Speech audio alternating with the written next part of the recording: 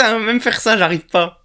Salut à tous les amis, c'est Values et on se retrouve pour un nouveau thread d'horreur pour le mois de l'horreur. J'espère que vous allez tous très bien, que la dernière histoire vous a plu et que vous êtes prêts pour cette nouvelle. J'espère qu'elle sera facile à comprendre parce que j'ai dû la réécrire 3 fois tellement elle était longue. Du coup, si elle vous plaît, c'est que j'ai réussi ma mission et je compte sur vous pour bombarder les pouces bleus et vous abonner à la chaîne. Julien a aujourd'hui 25 ans, mais cette histoire lui est arrivée lorsqu'il avait 7 ans. Il explique que lorsqu'il avait de 2 à 10 ans, il habitait dans un ranch avec ses parents. Le ranch était composé d'une petite maison et d'une immense cour gazonnée et d'un verger à l'arrière. Son père était menuisier, donc il y avait un atelier dans cette maison et il y passait tout son temps. Et d'un autre côté, sa mère était institutrice et elle était pas souvent là non plus. Ce qui fait que Julien n'a pas eu toute l'attention dont il aurait eu besoin lorsqu'il était petit. Il passait donc ses journées à errer, jouer dans la cour et dans le verger. Lorsqu'il avait 7 ans, son père lui a fait un cadeau aussi cool que dangereux. Il lui a offert un quad qui était très rapide et pour cause, il marchait à l'essence. Il le précise lui-même, son père ne pensait pas à mal, il voulait juste qu'il s'amuse, alors il lui a acheté ça pour passer le temps. Une fois qu'il a eu son quad, il a commencé petit à petit à aller de plus en plus loin dans la propriété. D'abord dans le verger, puis en dehors du verger et plus loin de jour en jour, jusqu'à ce qu'il sorte finalement du terrain et arrive là où il supposait être le terrain des voisins. Dans ce terrain, il y avait une sorte de petit fossé qui laissait passer un cours d'eau. Notez-le bien, c'est un point important. À cette époque, Julien aimait bien se poser là, juste pour regarder l'eau qui coulait. Il ne pensait pas un seul moment que ça pouvait être dangereux,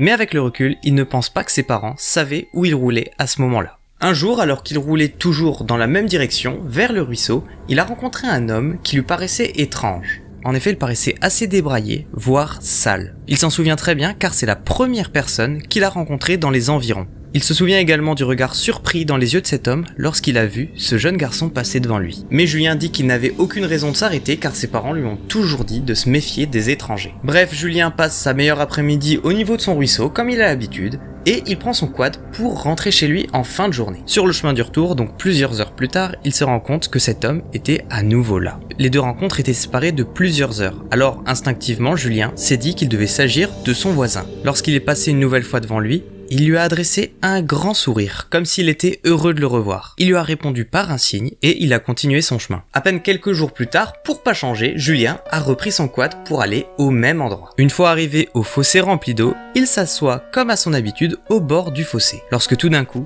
il entend des bruits de pas derrière lui dans la terre.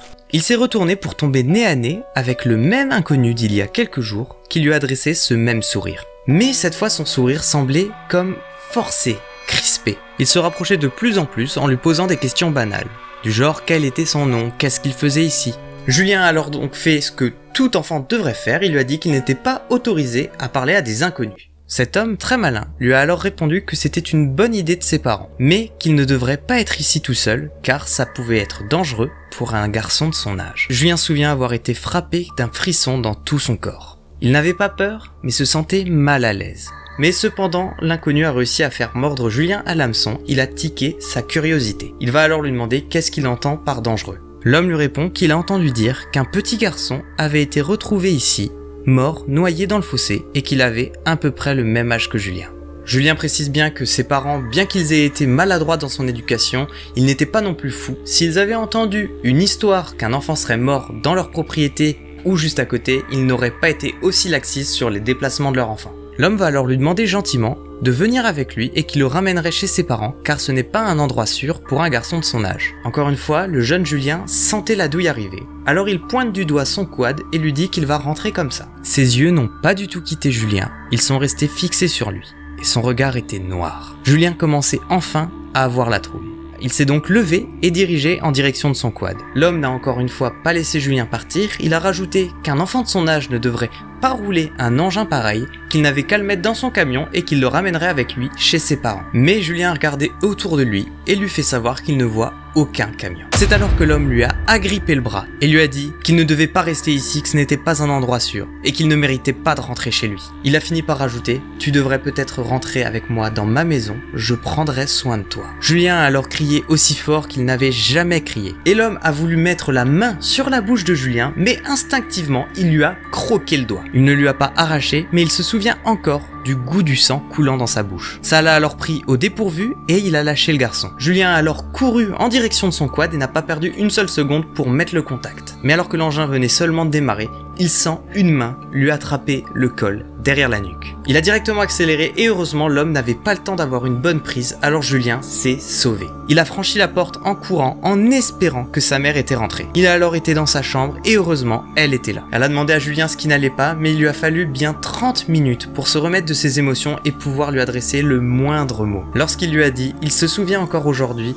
de l'expression dans son visage. Elle s'est totalement décomposée. Ils ont directement appelé la police qui est venue faire une première ronde, mais ils ont dit qu'ils interrogeraient le garçon le lendemain histoire qu'il se remette de ses émotions. C'est donc le lendemain que Julien a parlé à un policier et lui a raconté toute l'histoire depuis le début. Inutile de vous dire qu'à partir de ce jour-là, Julien n'a plus jamais eu le droit de sortir de la propriété tout seul sans surveillance. Mais malheureusement, tout ça et d'autres problèmes ont fait que les parents de Julien ont fini par divorcer. Ils n'y sont encore restés que quelques temps avant de déménager. Mais c'est ça qui est sympa, c'est qu'on a un flash dans le futur, car Julien n'avait jamais su ce qui s'était passé après que les flics soient passés. C'est donc aujourd'hui 15 ans plus tard qu'il s'est rendu chez sa mère pour lui demander des explications. Julien demande s'ils avaient trouvé cet homme et s'il habitait bien juste à côté de leur propriété. Mais sa mère va lui répondre qu'à cette époque-là, il n'avait aucun voisin. Il y avait bien un terrain qui était juxtaposé au leur, mais il n'y avait personne qui habitait dedans à ce moment-là. De plus, la description que Julien avait fait ne correspondait à aucun des autres voisins des environs. Néanmoins, les policiers ont eu une piste qui était pour le moins inquiétante. Ils ont établi des recherches dans toute la zone où Julien avait dit qu'il avait aperçu l'homme. Ils ont fini par retrouver une petite maison de fortune abandonnée au milieu des champs. Elle était totalement délabrée, en piteux état. Ils n'ont trouvé aucune trace de l'homme, mais à l'intérieur de la maison, il y avait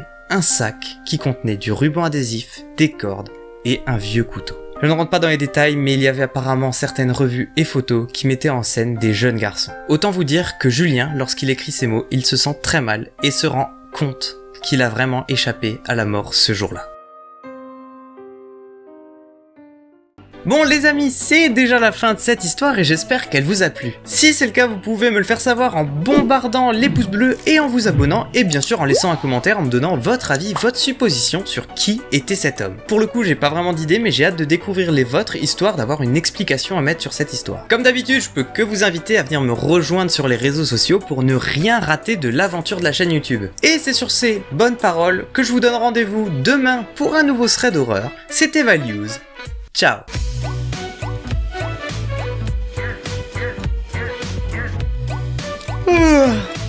Pitié, monsieur. J'espère qu'elle sa phrase. Dragon blanc aux yeux bleus. Lorsque tout d'un coup, il entend des bois.